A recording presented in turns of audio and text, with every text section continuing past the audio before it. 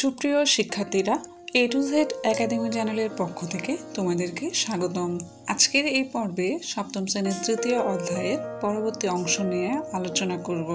আজকের বিষয় হচ্ছে রূপান্তরিত কাণ্ড। আমরা সবাই কম বেশি জানি যে কাণ্ড সাধারণত মাটির উপরে থাকে এবং পাতা, ফুল ও ফল ধারণ করে, কিন্তু ক্ষেত্র বিশেষে সাধারণ কাজ ছাড়াও বিভিন্ন ধরনের কাজ সম্পাদন করার জন্য কাণ্ডের আকৃতিগত ও অবস্থাগত কিছু পরিবর্তন দেখা যায়। এই ধরনের পরিবর্তনকে বলা হয় কাণ্ডের রূপান্তর। তো কাণ্ডের এই অবস্থান অনুযায়ী রূপান্তরিত কাণ্ড তিন ধরনের হয়ে থাকে। এক হচ্ছে ভূনিম্নস্থ রূপান্তরিত কাণ্ড, আরেকটি হচ্ছে অর্ধবায়বীয় রূপান্তরিত কাণ্ড, আরেকটি হচ্ছে বায়বীয় রূপান্তরিত কাণ্ড। এখন আমরা ভূনিম্নস্থ রূপান্তরিত কাণ্ড সম্পর্কে জানব। এরা হচ্ছে প্রতিকূল পরিবেশে টিকে থাকা, খাদ্য সঞ্চয় এবং অঙ্গজ উপায়ে বংশবিস্তার করে কিছু কিছু উদ্ভিদের কাণ্ড মাটির নিচে বৃদ্ধি পায়। এই ধরনের কাণ্ডকে ভূনিম্নস্থ রূপান্তরিত কাণ্ড বলে থাকে। এরা চার প্রকারের হয়। প্রথমটি হলো স্ফীতকণ্ড, 2 মৌলকাণ্ড বা রাইজোম, 3 কণ্ড, 4 গুড়িকণ্ড। এখন আমরা টিউবার বা স্ফীতকণ্ড সম্পর্কে বিস্তারিত জানব। এটির পর্বমধ্য শল্কপত্র ও কাক্ষিক মুকুল থাকে। শল্কপত্রের কক্ষে গর্তের মতো একটা অংশ থাকে যেটাকে চোখ বলে।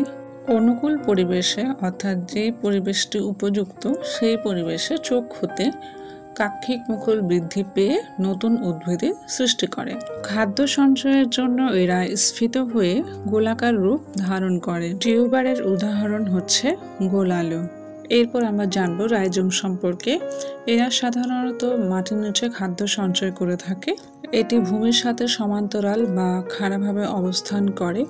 এদের সুস্পষ্ট পর্ব ও পর্বমধ্য থাকে। এদের পর্ব হতে শল্কপত্র ও অস্থানিক মূল বের হয়। শল্কপত্র থেকে কাক্ষিক মুকুল উৎপন্ন হয়, যেমন আদা ও হলুদ এই জাতীয় কাণ্ড থাকে। এরপর আমরা কণ্ড সম্পর্কে জানব।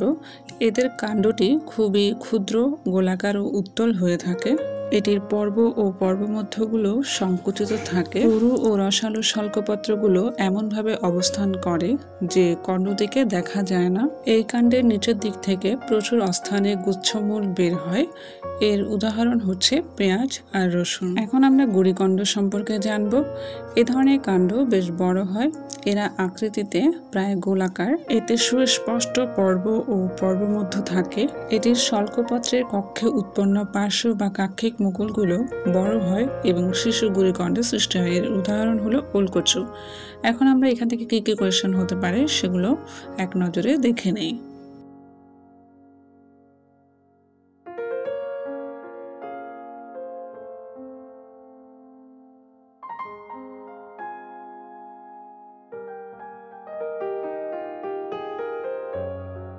এই ছিল আজকের পর্ব।